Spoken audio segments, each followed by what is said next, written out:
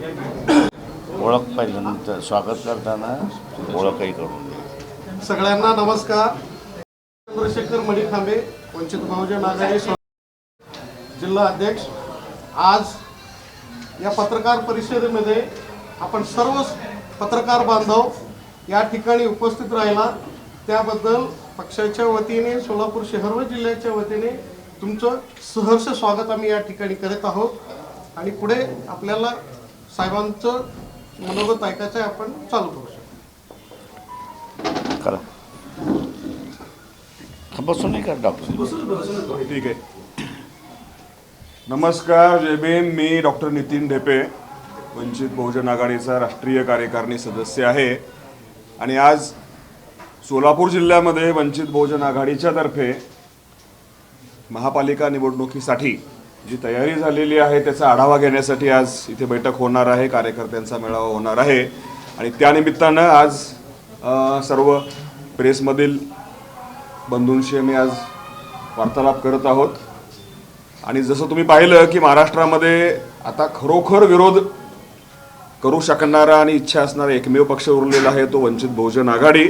आणि ती भूमिका आम्ही या सर्व स्थानिक स्वराज्य संस्थांमध्ये उतरत आहोत. याबद्दल पक्षाची भूमिका स्पष्ट करण्यासाठी आमच्या पक्षाचे राष्ट्रीय अध्यक्ष माननीय प्रकाश आंबेडकर साहेब आज तुमच्याशी संवाद साधणार आहेत. साहेबांकडे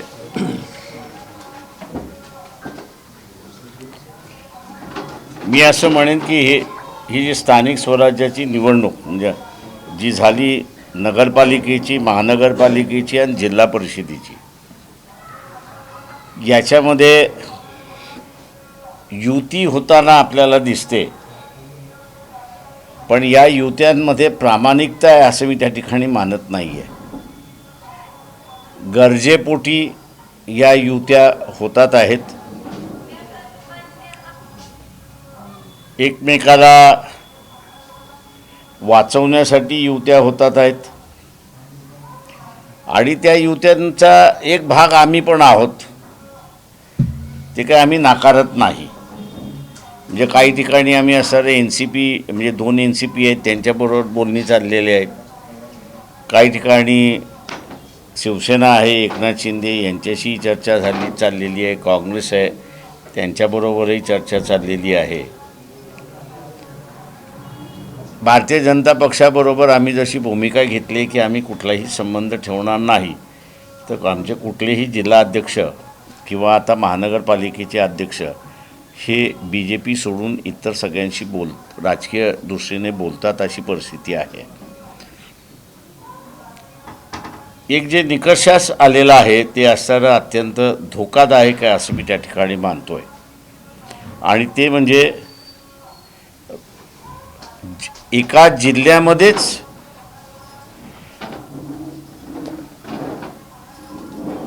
दोन भाग आहेत की ज्या भागामध्ये एक पक्ष आहे आणि दुसऱ्या भागामध्ये तो पक्ष नाही अशी असणारी परिस्थिती आहे.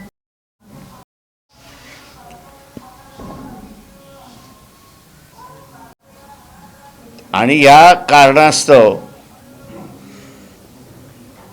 कुठल्या एका पक्षाशी महाराष्ट्र पातळीवरती राजकीय युती नाही, तर ती महानगरपालिका ज्या आहेत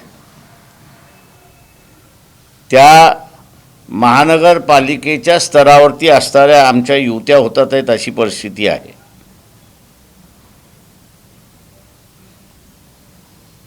आणि त्याच्यामुळे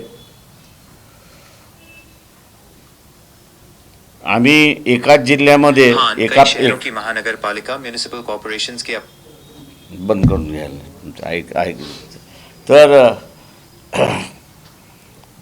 एकाच जिल्ह्यामध्ये 2 महानगरपालिका असतील तर एका महानगरपालिकेबरोबर एका पक्षाबरोबर आहोत आणि दुसऱ्या महानगरपालिकेमध्ये दुसऱ्या पक्षाबरोबर आहोत. मागच्या ज्या गेल्या 20 वर्षाच्या निवडणुका झाल्या, या निवडणुकीच्या संदर्भातलं वंचित बहुजन आघाडी सोडून इतर पक्षाने जे युतीचं राजकारण केलं, त्या युतीच्या राजकारणाचा भाग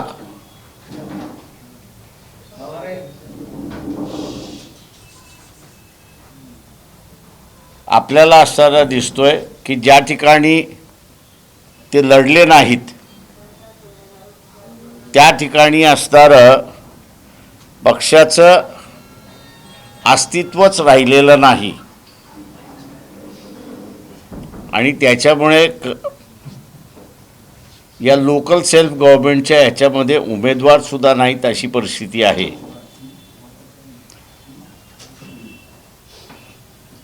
आम्ही फार ठिकाणी गेले 20 वर्ष जिंकलो नाही. काही मोजक्याच ठिकाणी आम्ही जिल्ह्यांमध्ये जिंकत आलो. परंतु संघटन जे आहे हे संघटन आम्ही असं मेंटेन करू शकलो अशी असणारी परिस्थिती आहे. आणि म्हणून आता असणारं सेक्युलर फोर्सेसच्या संदर्भातलं जे आहे ते आता आम्ही कॅटलिस्ट होत चाललेलो आहोत अशी परिस्थिती आहे. मी याही निवडणुकीमध्ये असणारा भूमिका अशी मांडली होती सर्व राजकीय पक्षांच्या समोर की युतीचं राजकारण आपण सोडून दिलं पाहिजे लोकल सेल्फ गव्हर्नमेंटमध्ये.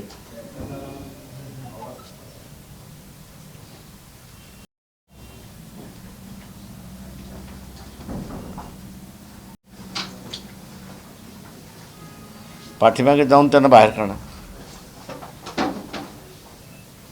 तर संघटना वाढवण्याच्या दृष्टिकोनातून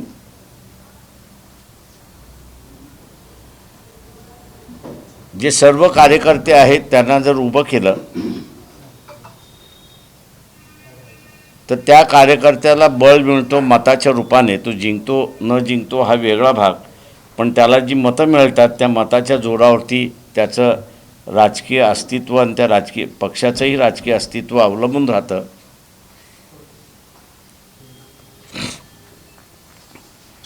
परंतु पुन्हा युतीच्या राजकारणामध्ये म्हणजे संघटनेपेक्षा सत्ता ही महत्त्वाची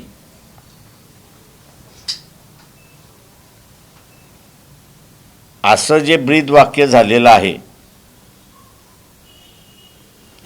ते येणाऱ्या काळामध्ये धोकादायक आहे असं मी त्या ठिकाणी मानतोय. राजकीय संघटनच वीक झालं आणि राजकीय पक्षच वीक झाले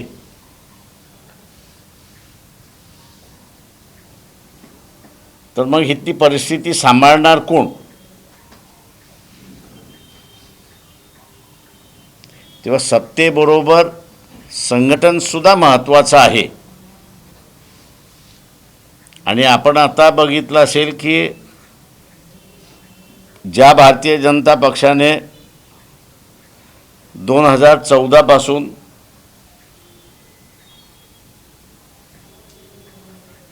युतीचं राजकारण केलं त्या युतीच्या राजकारणामध्ये सध्याच्या परिस्थितीमध्ये सिलेक्टिव्हली युती करायची, त्यांच्यामध्येच. म्हणजे काही ठिकाणी असं अजित पवारांना जवळ करायचं आणि तिथे युती करायची. अजित पवारांना असं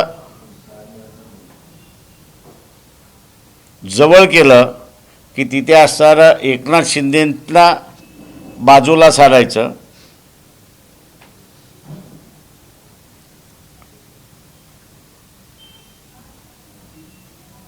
जिथे एकनाथ शिंदेला घेतलं तिथे अजित पवारांना असणारा बाजूला सारायचं.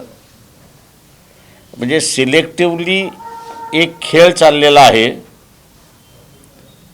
भारतीय जनता पक्षाचा की विरोधी पक्षांना तर संपवायचंच आहे. बिहारच्या निवडणुकीच्या निकालावरनं आपल्याला असताना दिसतंय. परंतु त्याचबरोबर आपल्याबरोबर असणारे जे मित्रपक्ष आहेत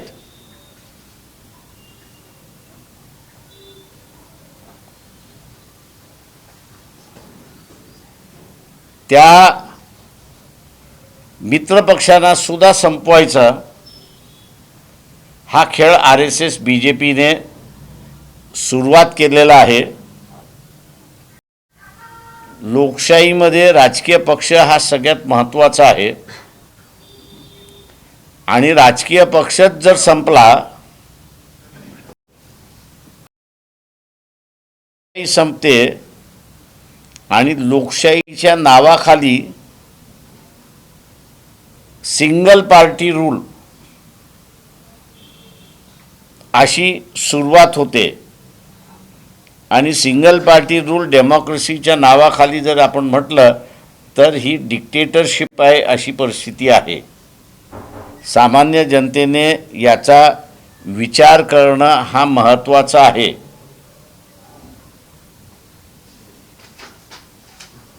जे धर्माला पाहून मतदान देतात त्या सगळ्यांना आम्ही जाहीरपणे असताना विचारतोय की तुम्ही किंवा तुमचं कुटुंब हे धर्मांतर करणार आहात का? तुम्ही आणि तुमचं कुटुंब हे जर धर्मांतर करणार नसेल तर मग धर्मावरती संकट आलंय.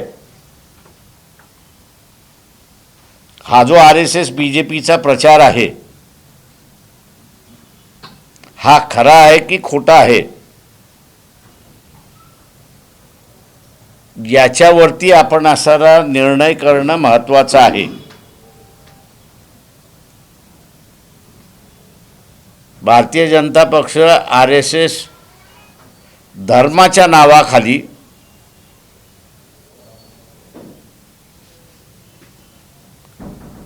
लोकशाहीला हुकुमशाहीमध्ये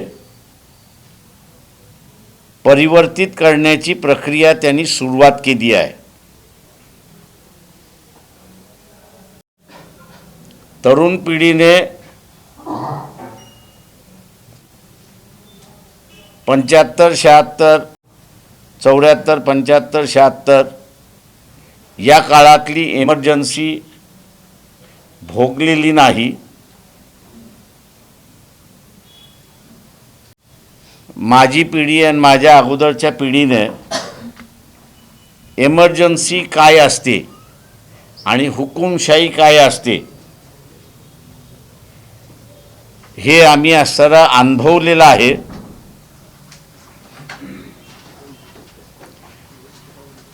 की जिथे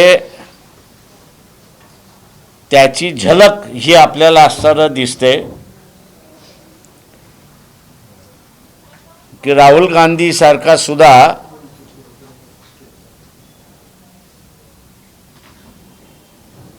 विरोधी पक्ष नेता अमेरिकेतल्या स्टीफन्स नावाच्या व्यक्तीकडे असणाऱ्या फोटोमध्ये आपल्या प्राईम मिनिस्टर नरेंद्र मोदी किंवा त्यांचे असणारे कॅबिनेट मंत्री यांचे फोटो आहेत का याचा खुलासा सुद्धा विचारत नाही. किंवा मध्यंतरी फोन टॅपिंगच्या संदर्भात आपण सगळ्या पत्रकारांनी पेगस नावाचा असणारा ॲप हे कसं मोबाईलमध्ये थ्रू इंटरनेट इम्प्लांट केलं जाऊ शकतं आणि त्याची असणारी केस आता असताना सुप्रीम कोर्टामध्ये हिअरिंगला आलेली आहे. त्या संदर्भात सुद्धा सरकारने खरं ॲफिडेविट तिथे दाखल करावं असं वक्तव्य कुठलाही राजकीय पक्ष काढू शकत नाही. याचं कारण की प्रत्येक राजकीय पक्षाच्या पाठीमागे ससेमिरा लावून दिलेला आहे ईडीचा, CBIचा, IBचा आणि त्याला धमकवल्या जातंय की देशाच्या हिताचं आणि लोकशाहीच्या हिताच्या संदर्भातलं वक्तव्य केलं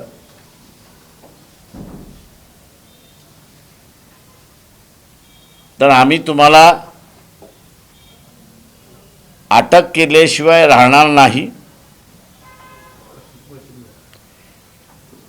तेव्हा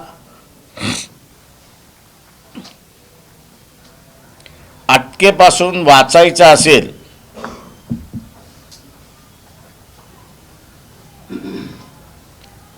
तर आम्ही सांगतो ते करा, अशा रीतीची असणारी भूमिका आहे. ही कॉर्पोरेशनची निवडणूक आहे ह्याच्याबद्दल दुमत नाही, परंतु एक संकट देशावरती टांगती तलवार सारखं लटकते अशी असणारी परिस्थिती आहे. मध्यंतरी आर्मी चीफ मे तिन्ही आर्मीचे जे प्रमुख आहेत ते कधी प्रेस कॉन्फरन्स घेत नाही.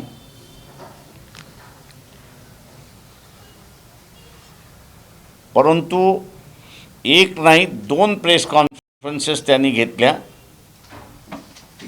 एक प्रेस कॉन्फरन्समध्ये त्यांनी असं म्हटलं की नजीकच्या काळामध्ये आपल्याला असणारं शेजारी राष्ट्राबरोबर युद्ध करावं लागेल किंवा ते आपल्यावरती लादल्या जाईल, हे एक वक्तव्य होतं. आणि दुसरं वक्तव्य त्यांनी पंतप्रधानाच्या विधानानंतर त्यांनी असणारं केलं ते म्हणजे पंतप्रधान असं म्हणाले की चायना आपला असणारा मित्र आहे आणि तिन्ही आर्मीचे जे प्रमुख आहेत त्यांनी पुन्हा प्रेस कॉन्फरन्स घेऊन सांगितलं की चायना इज एनिमी नंबर 1. देशाच्या स्वातंत्र्याच्या इतिहासामध्ये पहिल्यांदाच सिव्हिल ॲडमिनिस्ट्रेशन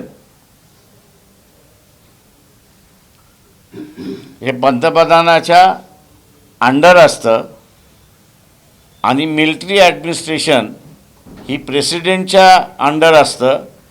दोघांचंही वेगवेगळं वक्तव्य यायला लागलं आहे. ही गंभीर बाब आहे, पण ही गंभीर बाबसुद्धा इथले राजकीय पक्ष लोकांसमोर आणत नाहीत, बोलत नाहीत. यावरनं लिमिटेड हुकुमशाही जी आलेली आहे सध्या जी लिमिटेड हुकुमशाही आलेली आहे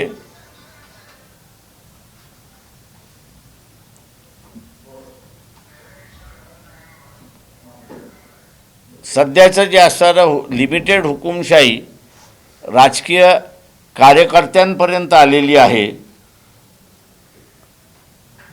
ती सामान्य जनतेपर्यंत पर्क्युलेट व्हायला वेळ लागणार नाही. आणि म्हणून लोकांनी आम्ही कुठेतरी या परिस्थितीशी सहमत नाही हे जर दाखवायचं असेल तर त्यांनी पंतप्रधान नरेंद्र मोदी, भारतीय जनता पक्ष यांच्या विरोधात मतदान देऊन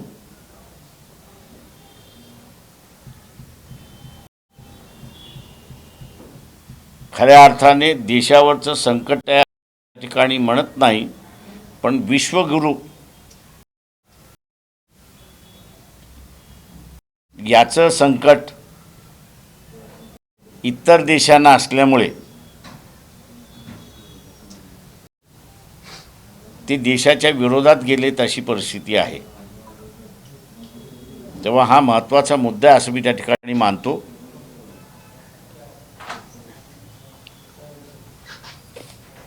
असा मुद्दा असं मी त्या ठिकाणी मानतोय आणि या सगळ्या मुद्द्यांना घेऊन स्थानिक प्रश्नाबरोबरच महानगरपालिका आम्ही लढतो आहोत. आपण आता आपण जे आता विश्लेषण केलं आगामी काळात यादवी अशी दोन शेजारच्या राष्ट्रात बघतोय, भारतात सुद्धा अशी यादवी व्हायची शक्यता आगामी काळात होऊ शकेल का? म्हणजे अंतर्गत ज्या पद्धतीने असणारं चाललेलं आहे, म्हणजे आता आम्ही RSS वाल्यांना असणारा प्रश्न हा विचारला की बांगलादेशमधल्या हिंदूंवरती अत्याचार होतोय का? तो होतोय, मी नाही म्हणत नाही, पण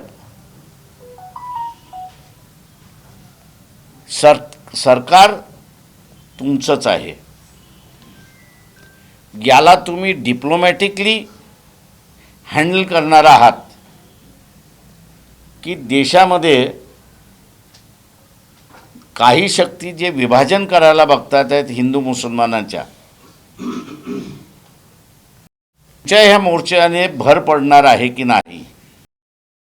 आणि आम्ही असं म्हणालो की मोर्चे काढून जर बांगलादेशमधल्या हिंदूंवरती अत्याचार थांबणार असतील तर आम्ही तुमच्याबरोबर आम्ही की बांगलादेशमधल्या हिंदूंवरती असणारा अत्याचार थांबणार आहेत म्हणून. तेव्हा इथे यादवी असं होईल असं मला वाटत नाही, पण मनविभाजन करण्याचं कामकाज या ठिकाणी जोरदार चाललं असं मी त्या ठिकाणी म्हणेन. साहेब, महाविकास आघाडीमध्ये वंचितचं काय रोल असेल किंवा या सध्याच्या सोलापूर महापालिकेमध्ये आघाडी होईल का? काँग्रेस अजून आम्ही जसं म्हणालो की आत्ताच्या ह्याच्यामध्ये जे पॅनिकी जे झालेली आहे ती भारतीय जनता पक्ष पॅनिकी झालेली आहे. आता सोलापूरचं उदाहरण द्यायचं झालं तर BJPने अजून एकनाथ शिंदे असेल किंवा अजित पवार असतील यांच्याबरोबर बोलणी काही सुरुवात केलेली नाही. त्याच्यामुळे अजित पवारांनी इतर पक्षांबरोबर बोलणी, म्हणजे त्यांचा जो गट आहे इथे, त्याचा पक्ष जो आहे, त्यांनी इतर पक्षांबरोबर बोलणी करायला सुरुवात केलेली आहे. ज्या पद्धतीने भारतीय जनता पक्षाने आपली पहिले एकला चलो रे भूमिका ही सोडून देऊन, मुंबईमधलं उदाहरण जर घेतलं तर त्यांनी एकनाथ शिंदेला बरोबर घेतलं आणि अजित पवारांना सोडले. तेव्हा हे जे धरसोडचं त्यांचं धोरण जोपर्यंत संपत नाही तोपर्यंत कोण कोणाची युती करेल हे सांगता येत नाही. भाजपबरोबर आपण जायचं नाही, आपली भूमिका पूर्वीपासून. मग इतर जे पक्ष आहेत त्यात प्राधान्याने आपण कुणाबरोबर तुम्हाला योग्य वाटेल? आम्ही प्राधान्य कोणालाच देत नाही, जे आमच्याबरोबर बसतील ते आमचे. नाही, पण काँग्रेसचे तुम्हाला निमंत्रण आहे. मागच्या महाविकास आघाडीमध्ये तुम्ही म्हणत होतो की बाबा काँग्रेस पक्ष जो आहे त्याच्या आता एक लक्षात आलेलं नाही की नगरपालिकेच्या निवडणुकीमध्ये त्यांच्याकडे हिंदू राहिलेला नाही. जे काही आता त्यांना अध्यक्षपदाच्या निवडणुकीमध्ये यश आलेलं आहे ते आदिवासी भागामध्ये आलेलं आहे, विदर्भामध्ये. उरलेल्या सगळ्या भागामध्ये त्यांचं असणारं पानिपत झालेलं आहे, हे त्यांच्या लक्षात नाही आहे. आणि त्याच्यामुळे त्यांचं जे ओरबडण्याचं जे धोरण आहे ते जोपर्यंत ते सोडत नाही तोपर्यंत काँग्रेसबरोबर मला वाटतं कोणी बसेल असं मला वाटत नाही. मुंबईत वर्षा गायकवाडांचा स्टेटमेंट होता. वर्षा गायकवाड आम्ही डॉक्टर आंबेडकरांशी चर्चा करणार आहे. मी अजून माझं तोंड उघडलेलं नाही त्या ह्याच्यामध्ये, पण मी ज्या दिवशी उघडेन त्या दिवशी काँग्रेसला महाराष्ट्रभर नाही तर देशभर फटका बसेल. आणि माझं म्हणणं असं आहे की ते मी करायला लागलो तर साल ते BJPला फायदा होत असतो. त्याच्यामुळे काही गोष्टी ज्या आहेत त्या गुलदस्त्यात ठेवून आम्ही असणारा काँग्रेसला समजवण्याचा प्रयत्न करतोय. आज आपण सोलापुरात आहात, काँग्रेसबरोबर चर्चा करणार आहात का? मी असे आम्ही चर्चा करण्याचे अधिकार जे आहेत ते आमच्या जिल्हा अध्यक्षांना आम्ही दिलेले आहेत. आणि आम्ही असं मानतो की आमचे जिल्हा अध्यक्ष आणि शहर अध्यक्ष हे दोघंही सक्षम आहेत त्या बोलणी काढण्यासाठी. नगरपालिका नगर परिषदेमध्ये आणि तुमचं हे वक्तव्य आता जर का गुलदस्ता हा शब्द जर का वापरला ह्यानंतर असं समजायचं का की मुंबईच्या महानगरपालिका निवडणुकीमध्ये काँग्रेसची ऑफर ही तुम्हाला मान्य नाही? प्रश्न असा आहे त्याच्यामध्ये की आहे की नाही आहे हा वेगळा भाग आहे. त्याच्यामध्ये असणारं बोलणी अजून चाललेली आहेत. ती जोपर्यंत संपत नाही तोपर्यंत काहीही निकष काढणं चुकीचं असं मी त्या ठिकाणी म्हणणार आहे. नगर परिषद नगरपालिकेमध्ये जवळपास 50हून अधिक वंचित बहुजन आघाडीचे नगरसेवक निवडून आले. चांगल्या पद्धतीने यश मिळाले 104. मग त्याच्याकडे नेमकं ही जी आलेली लाट आहे त्याच्याकडे कशा नजरेनं बघताय आणि त्याचा थेट परिणाम महापालिकेवर होईल का? आम्ही असं म्हणतो की आम्ही असं राष्ट्रवादीपेक्षा काँग्रेसपेक्षा बेटर पोझिशनमध्ये आहोत या सगळ्या ह्याच्यामध्ये. आणि आम्ही एवढंच म्हणणार आहोत की राजकीय पक्षाने जे वाढणाऱ्या फोर्सेस जे आहेत त्याचा तुम्ही योग्य सन्मान केला पाहिजे. तुम्ही असणारं दुसरं कोणीतरी शिजवलेलं आहे ते मी बसून खाईन तर ज्यांनी शिजवलेलं आहे तो थोडी देणार आहे. साहेब Aditya Thackeray to the point मुलाखतीमध्ये सांगतायत महाराष्ट्रावर अन्याय होतोय म्हणून दोन ठाकरे एकत्र आले. No comments. मागील काही दिवसापासून आपण ईव्हीएम या विषयावर बोलत होतो.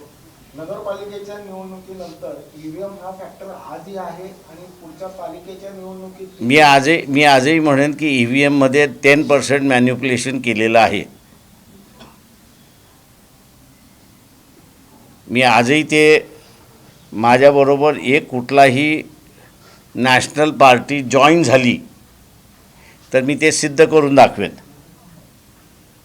कोर्टाला म्हणजे इथल्या इलेक्शन कमिशनला कोर्ट वापरावं लागलं माझं पिटिशन बाहेर फेकायला.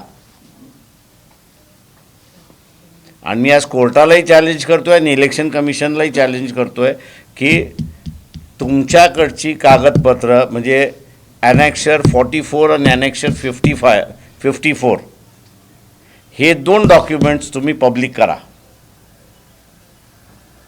हे 2 डॉक्युमेंट म्हणजे ॲनेक्शर 54 म्हणजे प्रिसाइडिंग ऑफिसर, ॲनेक्शर 54 म्हणजे रिटर्निंग ऑफिसर. त्या मतदारसंघात काय घडलं याची असणारं पूर्ण कुंडली आहे असं मी त्या ठिकाणी मानतो.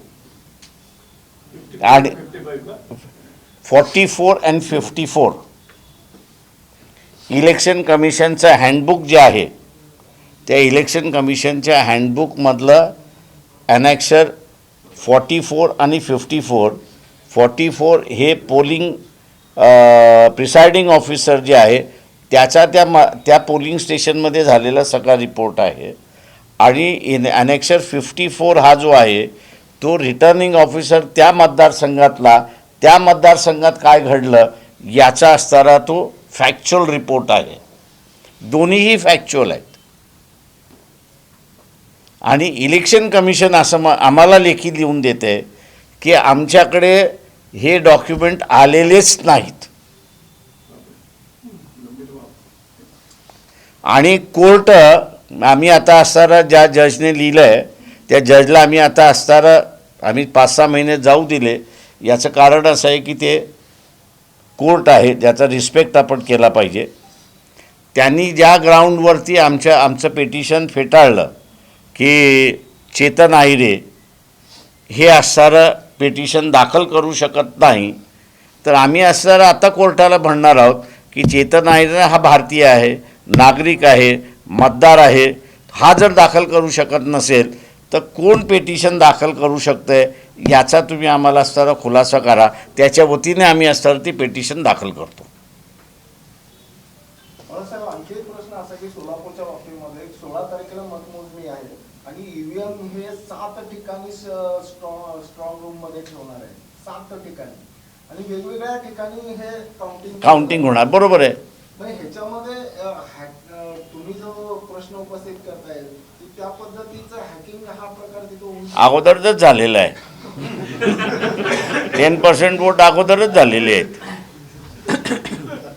पण नगरपालिकेला स्ट्रॉंग रूम असे मला एक असे आता म्हणू नये मी, पण सोलापूरच्याच रिटर्निंग ऑफिसरने मागचं जे पिटिशन होतं 2019 याच्यामधलं, त्याच्यावरती असताना त्यांनी एव्हिडन्स येऊन दिला कोर्टासमोर की कुठलाही म्हणजे तो म्हटला मी तर आहेच की तो इंजिनियर काय करतो याची आम्हाला माहिती नाही. तो येतो, जे काही करतो कागद आमच्याकडे ठेवतो आणि आम्ही सह्या करून देतो. त्या मी त्यांना विचारलं होतं बाई हे तुमचीच अवस्था आहे की? ते म्हणजे सगळ्या रिटर्निंग ऑफिसर जे आय टीचे नाहीत त्यांची ही अवस्था आहे आणि जे आय टीचे आहेत त्या रिटर्निंग ऑफिसर होत नाहीत.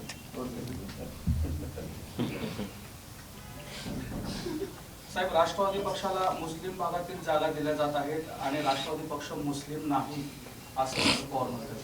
थँक्यू.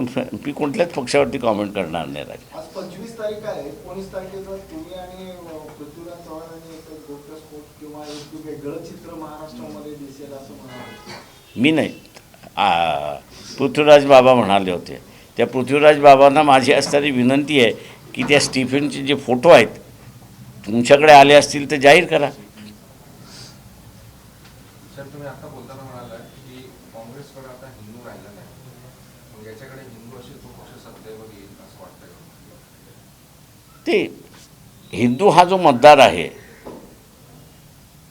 हा आपण असा आत्ता बघितला असेल की बी जे पी पॅनिक झालेली आहे. बी जे पी ही पॅनिक मोडमध्ये आहे आणि म्हणून कधी एकनाथ शिंदेला घ्यायचं, कधी शरद पवार म्हणजे अजित पवारांना घ्यायचं किंवा दोघांनाही जिथे गरज आहे तिथे दोघांनाही घ्यायचं. त्याच्यामुळे हिंदू मतदार हा धर्मावरती त्यांनी जो एकत्र ठेवला होता आणि आपल्याकडे त्यांनी खेचून घेतला होता, हळूहळू त्याला रिअलाईज व्हायला लागले की धर्म हा काही संकटात आलेला नाही, पण आपला विकास हा संकटात आलेला आहे याची त्याला जाणीव झाली आहे. नगर परिषदेमध्ये 104 आपले नगरसेवक आलेले आहेत. नगरपालिका नगर परिषद आणि याच्यामध्ये आता या येणाऱ्या महानगरपालिकेमध्ये आपल्यावरची बहुजन आघाडीची काय परिस्थिती असेल? चांगली आहे, चांगली राहील. मला वाटतं परफॉर्मन्स चांगला राहील असं मी मानतोय. अंदाज नाही सांगता येत बाबा. ते लोकांचं मानसिकता कधी फिरते काय होते सांगता येत. साहेब, आपल्याला सुप्रियाताई सुळेंनी युतीसाठी किंवा आघाडीसाठी फोन केल्याची एक चर्चा आहे. असा काही प्रस्ताव आपल्याकडे त्यांनी असं आमचे जे अरविंद तायडे आहेत शहर अध्यक्ष आणि समिती जी आहे त्या समितीला सुप्रिया सुळे यांचा फोन आला होता आणि आज सकाळी मला वाटतं 10 वाजता त्यांची बैठक होणार होती, पण त्यांनीच निरोप दिला की आपण 1 तास 2 तास उशिरा बसू. त्याच्यामुळे असे 1-2 तास उशिरा बसतील. काय होईल ते मला दुपारपर्यंत कळेल. ते आम्ही असं जसं म्हटलं BJP सोडून उरलेल्या सगळ्यांबरोबर बसा, आमचा दरवाजा मोकळा आहे. थँक्यू. आभार. काही दिवस आपण नगरपालिका महापालिका निवडणूक बघताय राज्यात. आज हा या पक्षात आहे, उद्या तो दुसऱ्या पक्षात आहे, रात्री दुसऱ्या पक्षात जातो. आपण या सगळ्याकडे कसं पाहता? ते नीतिमत्ता ही पूर्णपणे ढासळलेली आहे. ती राजकीय पक्षांची जशी ढासळलेली आहे तशीच ती मतदारांची सुद्धा ढासळलेली आहे. त्याच्यामुळे माझं असणारं मतदारांना आव्हान राहणार आहे की ही जे काही इलेक्शनमधलं वाटप होतं त्यांनी उचलून फेकून म्हणजे ॲटलिस्ट सदर्न क्लास जो आहे म्हणजे खाऊन पिऊन सुखी क्लास जो आहे त्यांनी तरी ते उचलून फेकून दिलं पाहिजे त्या उमेदवाराच्या अंगावरती. याची आम्हाला गरज नाही. आम्हाला गरज आहे विकासाची. तेव्हा आम्ही तुम्हाला निवडून देऊ, तो विकास तुम्ही करा. याच्यासाठी आम्ही काही तुम्हाला मतदान देत नाही. एक वर्ग असा आहे की तो दिवाळीच मानतो ते. याचं कारण का त्याचं जगणंच हँड टू माउथ आहे. तो हँड टू माउथ जो जगणारा आहे तो ते घेईल त्याला, पण जो वेल टू डू आहे, जो सुखी आहे, खाऊन पिऊन गोष्टी आहेत, त्यांनी तरी ह्या गोष्टी टाळल्या पाहिजेत आणि उमेदवारांना तोंडावरती सांगितलं पाहिजे की याची आम्हाला गरज नाही आहे. आम्हाला गरज तुम्हाला सत्ता दिल्यानंतर तुम्ही आमचा विकास करा. जसं आता सोलापूरचं म्हटलं, 10 दिवसानंतर पाणी येते. त्याच्यानंतर असणारं इथे सिस्टम होती, सगळ्या बसेस स्क्रॅपमध्ये काढण्याची वेळ आलेली आहे. आणि हीच परिस्थिती मुंबईत असती तर कॉर्पोरेशन एक दिवस मी चालू दिली नाही. म्हणजे आजही तीच अवस्था आहे तिथे, लोक चालू देत नाही. तुमचं सोलापूरचं लक्ष कमी झालं. ते माझं लक्ष नाही कमी झालं, लोकांनी मला निवडूनच दिलं नाही तर मी काय करू त्याच्यामध्ये. दिला असतं तर मी सरळ सांगतो, विदिन 3 months सोलापूरला डेली पाणी आलं असतं. काही नाही आहे, पाहिजे तेवढं पाणी आहे. उलट वेस्टेज चाललं आहे ते. तुम्हाला फक्त पाईपलाईन टाकली आहे, दुसरं काहीच नाही आहे त्याच्यामध्ये. आजही असं सोलापूरकरांना म्हणतो आहे, महानगरपालिका तुम्ही द्या, 3 महिन्यामध्ये इथे असताना डेली पाणी सुरुवात करू आम्ही. तुम्ही जसं सुरुवातीला म्हणालात की संघटनेपेक्षा सत्तेला जास्त महत्त्व देत आहेत आताच्या पक्ष आणि त्याच्यातून ह्या युत्या होतात. काल जी मनसे आणि शिवसेना ठाकरे गटाची जी युती झाली तर तो याचाच भाग होता की खरंच मराठी माणसाचं हित जोपासण्यासाठी ती युती होती. काय वाटतं? मी जे मुंबईतून म्हणणार होतो ते तुमच्या हेतूतूनच म्हणतो. बाळ ठाकरेंनी जोग नावाचे असणारे व्यक्ती पुण्यामध्ये होते, बिल्डर होते. आणि त्यावेळेस एक वाद सुरुवात झाला की इथे सगळे उत्तर प्रदेशवाले ब्रिजिंग बांधायला येणार का. बाळासाहेबांनी त्यावेळेस माझंही त्यांच्याशी बोलणं झालं होतं, आपल्याकडं कोण आहे का, तर म्हटलं आहेत, पुण्यात आहेत. ते म्हटले ठीक आहे. आणि त्यांनी हा जोग जो आहे शोधून अंधेरीचा जो सगळ्यात मोठा फ्लायओव्हर जो आहे ते काम कॉर्पोरेशनमार्फत त्यांना देण्यात आलं. आम्ही असं उद्धव ठाकरेंना म्हणतो, तुम्ही मराठी माणूस करताय. कॉर्पोरेशनमधलं दर वर्षाला 30,000 कोटीचं कॉन्ट्रॅक्ट दिलं जातं.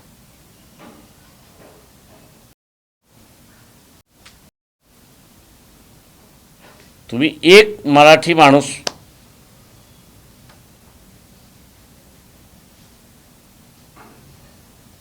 कॉन्ट्रॅक्टर म्हणून डेव्हलप केला का सांगा.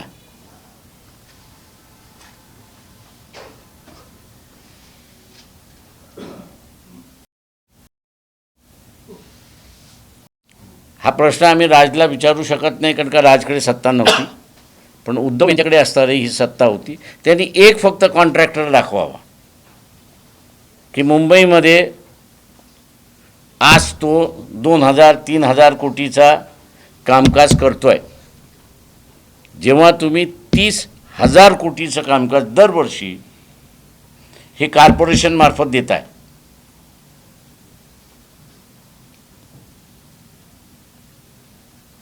तुम्ही जर स्थानिक माणूस म्हणजे महाराष्ट्रातला राहणारा माणूस, मराठी माणूस, याला तुम्ही जर कॉन्ट्रॅक्ट जे तुमच्या हातामध्ये आहे डेव्हलप ते शकत नसाल तर कसलं मराठी करत गेलात.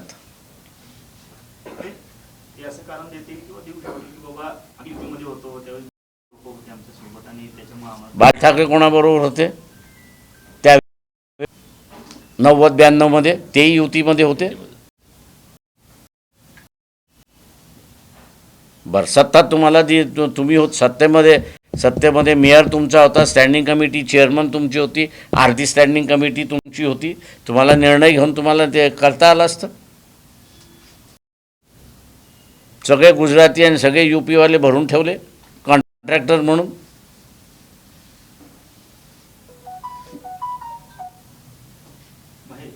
आपलं स्पष्ट मत आहे हे सत्तेसाठी एकत्र आले. सत्तेसाठी म्हणण्यापेक्षा स्वतःचं अस्तित्व राहण्यासाठी एकत्र आलेले आहेत. भाजपची हीच लाईन आहे. साहेब, सगळी जनता स्वार्थासाठी ज्या त्या पक्षाकडे चालली म्हणजे भाजपाकडे चालली, लाडकी बहीण असेल काय महिला असेल, जिथं आपल्याला फायदा मिळत आहे तिथं जनता चालली आहे. ह्याच्यावर काय मार्ग असेल दुसरा? ते एक लक्षात घ्या की लोक निधीकडे का वळतात.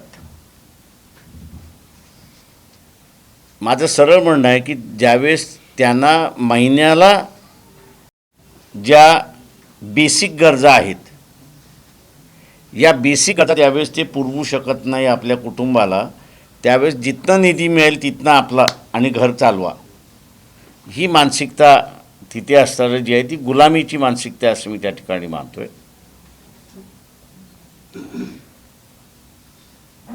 आम्ही कॉन्ट्रॅक्ट सिस्टमला जो विरोध केला त्याचं कारणच ते होतं की तुम्ही कॉन्ट्रॅक्टच्या माध्यमातून जो परमनंट लागला त्याला तुम्ही 18,000 देता आणि कॉन्ट्रॅक्टवरती जो लागला त्याला तुम्ही 8,000 देताय. ही मानसिकता पहिल्यांदा आपण बंद केली पाहिजे की कुठेही असेल तो ते कुटुंब, त्याच्या महिन्याच्या गरजा त्याला भागवता आल्या पाहिजेत. त्याच्या महिन्याच्या गरजा त्याला भागवता आल्या तर तो नीतिमत्ता पाळायला शिकतो. त्याच्या गरजात जर भागल्या नाही तर मग चोऱ्या माऱ्या करायला तो मोकळा होतो. सर, सामाजिक न्याय खात्यावर दर 6 महिन्याला कोट्यावधीचा हातोडा वित्त खात्यावर मारला जातो. आरतीचं अनुदान बंद करणे, पार्टीचं बंद करणे, सारथीचं बंद करणे, पण जसा आवाज उठवायला अपेक्षित होता राज्यातून सर या शेवटच्या घटकाकडून, त्यात वंचित आहे सर. उठला नाही सर आवाज, जसा अपेक्षित होऊन आवाज होता. असं आहे की तुम्हाला ह्या ज्या इश्यूज आहेत रस्त्यावरती तुम्ही उचलून तेवढं उठवलं तेवढं तुम्ही वाचू शकता. बजेटमधल्या इश्यूज हे जर तुम्हाला असताना मार्गी लावायचे असतील तर तुम्हाला सत्ता असणं सगळ्यात महत्त्वाचं आहे.